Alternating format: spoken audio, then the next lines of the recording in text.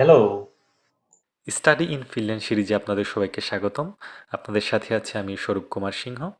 2023 সালের সেপ্টেম্বর ইনটেকে আপনারা যারা ফিনল্যান্ডের বিভিন্ন ইউনিভার্সিটিতে আবেদন করবেন তাদের জন্য আমি একটি সিরিজ বানিয়েছি। এই সিরিজটি মূলত যারা মাস্টার্সে আবেদন করবেন তাদের জন্য। তো আশা করি লাইক, শেয়ার এবং কমেন্ট করে পাশে থাকবেন এবং সিরিজের পরবর্তী ভিডিওগুলো পাওয়ার জন্য চ্যানেলটি সাবস্ক্রাইব করবেন।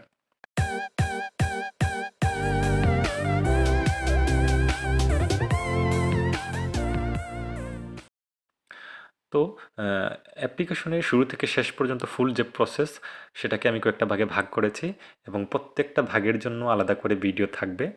এটা হচ্ছে আমার প্রথম ভিডিও এবং এই ভিডিওতে আমি শুধুমাত্র যে মেইন যে কি পয়েন্টগুলো সেগুলো নিয়ে আলোচনা করব।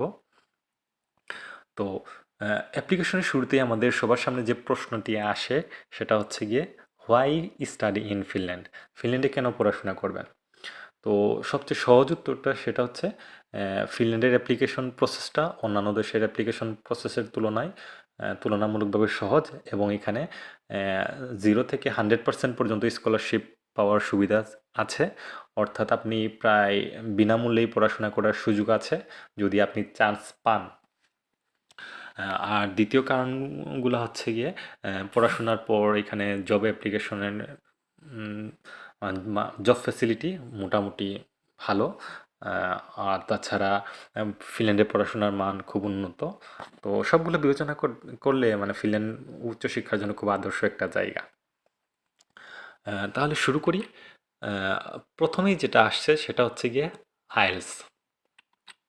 তো ফিনল্যান্ডে আবেদনের জন্য সেপ্টেম্বর ইনটেকে যারা আবেদন করবেন, তো সেটার জন্য আপনার অ্যাপ্লিকেশনের যে শুরুটা হচ্ছে গিয়ে ডিসেম্বর মাস থেকে শুরু হয় এবং সেটা জানুয়ারির মিড পর্যন্ত থাকে। সুতরাং আপনাকে ডিসেম্বরের মধ্যেই অবশ্যই আইএলটিএস কমপ্লিট করা থাকতে হবে। তবে দুঃখিত যে ভিডিওটি আমার আপলোড করতে অনেক লেট হয়ে গেছে। তো আপনারা যারা ইতিমধ্যে আইএলটিএস দিয়ে দিয়েছেন তো আপনারা আবেদন করতে পারবেন। আর যারা এখনও দেননি তারা যদি এই প্রথম সপ্তাহের মধ্যে আইএলটিএসটা করতে পারেন, আই মিন ডিসেম্বরের প্রথম সপ্তাহের মধ্যে, তাহলে আই থিঙ্ক ব্রিটিশ কাউন্সিল 15 দিনের মধ্যে রেজাল্ট দিয়ে দেয়। তাহলে আপনারা অবশ্যই আবেদন করতে পারবেন এবং আইএলটিএসের জন্য আপনাকে ন্যূনতম 6.5 থাকতে হবে। তো ফিনল্যান্ডের মোটামুটি ম্যাক্সিমাম ইউনিভার্সিটিতে ভর্তি হওয়ার জন্য ন্যূনতম 6.5 এর নিচে এলাও করে না বর্তমানে। তো প্রসেসটা এগিয়ে নিয়ে যেতে পারবেন। তো সেক্ষেত্রে আপনার পরবর্তী কাজ হবে ইউনিভার্সিটিতে আবেদন করা।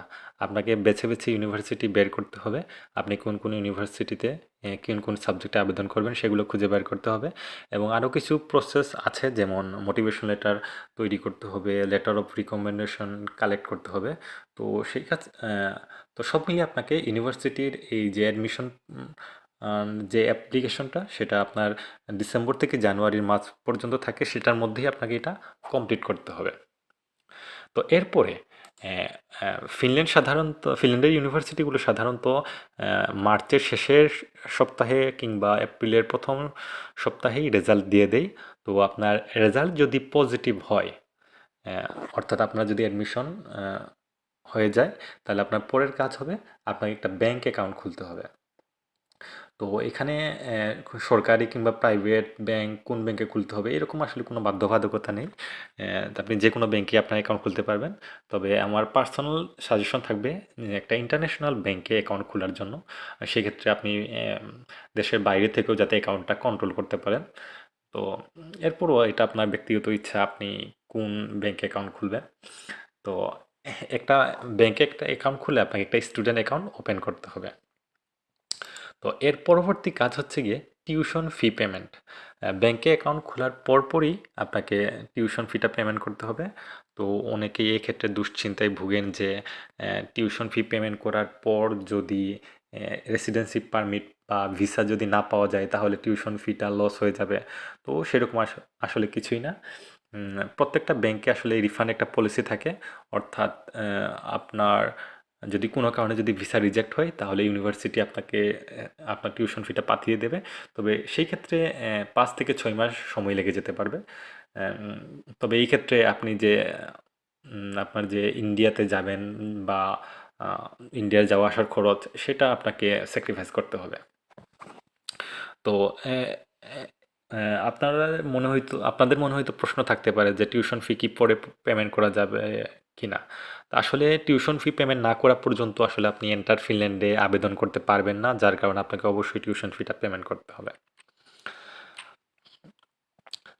এরপর টিউশন ফি পেমেন্ট করার পর আপনাকে এন্টার ফিনল্যান্ড ডট ফি, অর্থাৎ ফিনল্যান্ডের যে অফিসিয়াল সাইট ইমিগ্রেশনের জন্য, সেখানে একটা অ্যাপ্লিকেশন করতে হবে।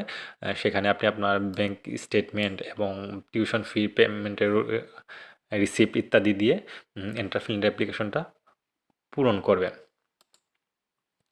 তো এর পরবর্তী কাজটা হচ্ছে আপনাকে ভিএফএস গ্লোবালে একটা অ্যাপয়েন্টমেন্ট নিতে হবে। যে আপনারা হয়তো জানেন যে বাংলাদেশে ফিনল্যান্ডের কোনো এম্বাসি নেই, সেজন্য বিএফএস বা বায়োমেট্রিক সম্পন্ন করার জন্য আমাদের ইন্ডিয়াতে যেতে হয়। তো সেটার জন্য আপনি ভিএফএস গ্লোবাল থেকে একটা অ্যাপয়েন্টমেন্ট নিয়ে নেবেন। তো এর পরবর্তী কাজ হচ্ছে আপনি যখন বিএফএস গ্লোবাল থেকে অ্যাপয়েন্টমেন্ট নেবেন, একই সাথে আপনি ইন্ডিয়ার একটা ভিসার জন্য আবেদন করবেন। তো ইন্ডিয়াতে যেতে হলে আপনাকে অবশ্যই একটা ইন্ডিয়ান ভিসা লাগবে, সেজন্য একই সাথে আপনি ইন্ডিয়ান ভিসার জন্য আবেদন করে ফেলবেন। এরপর ভিএফএস থেকে মেইলে আপনাকে যদি ডেট পাওয়া যায় বা আপনাকে যদি ডেট দিয়ে দেয়, তখন আপনি ইন্ডিয়াতে বায়োমেট্রিক দেওয়ার জন্য ইন্ডিয়া ভিজিট করবেন। এরপরের কাজটা হচ্ছে ইন্ডিয়াতে ভিজিট করে আপনি বায়োমেট্রিক সম্পন্ন করার পর আপনার অপেক্ষা করা ছাড়া আর কোনো কাজ নেই। আপনার সব কাগজপত্র যদি ঠিক থাকে, তাহলে ওরা আপনাদেরকে রেসিডেন্স পারমিট কার্ডটা দিয়ে দেবে। আপনি ঢাকা থেকে সেটা সংগ্রহ করতে পারবেন। তো এরপরে রেসিডেন্স পারমিট কার্ডটা সংগ্রহ করে রেখে দিবেন। এরপরে লেট না করেই আপনি প্লেনের টিকিটটা কনফার্ম করে ফেলবেন, কারণ প্লেনের টিকিট আপনি যত তাড়াতাড়ি কাটবেন আপনার প্রাইস অনেক কমে পাওয়া যাবে। মাত্র 1 সপ্তাহ লেটেও কিন্তু অনেক 10-12 হাজারের গ্যাপ হয়ে যায়। তো যত তাড়াতাড়ি সম্ভব আপনি যদি কনফার্ম থাকেন যে আপনি কত তারিখে মানে ফ্লাইট নেবেন, তো সেটার মোটামুটি 2 থেকে 2.5 মাস আগে থেকে আপনি টিকিটটা কনফার্ম করে ফেলবেন। তো টিকিট কাটার পর আপনাকে ইউনিভার্সিটির একটা স্টুডেন্ট ইউনিয়ন ফি থাকে এবং আরেকটা কেলা ফি থাকে, মানে হেলথ ইন্স্যুরেন্স একটা সার্ভিস থাকে, সেটা পেমেন্ট করে দিবেন। তবে এই ফিটা অবশ্য কোনো ভার্সিটিতে সেখানে গিয়ে মানে ফিনল্যান্ডে গিয়েও আপনি পরিশোধ করতে পারবেন, তবে আগে ভাগে পরিশোধ করে দিলে ভালো। তো এরপরে সাধারণত খুব একটা কাজ নেই। এরপর আপনি নির্দিষ্ট ডেটে ফিনল্যান্ডের জন্য যাত্রা করবেন এবং আই হোপ আপনার আপনি যদি মন দিয়ে সবগুলো প্রসেস মেনটেন করে অ্যাপ্লিকেশনটা করেন, আপনার রেসিডেন্স পারমিট হয়ে যাবে এবং ওয়েলকাম টু ফিনল্যান্ড। তো আমার সিরিজের মানে আমি আজকে যতগুলো পয়েন্ট নিয়ে আলোচনা করলাম, সেগুলোর প্রত্যেকটা ডিটেলস কিনার জন্য আমি আলাদা আলাদা ভিডিও বানাবো। দয়া করে সেই ভিডিওগুলো দেখবেন, আপনাদের জন্য অনেক উপকার হবে। তো আজকে এই পর্যন্তই। ধন্যবাদ সবাইকে।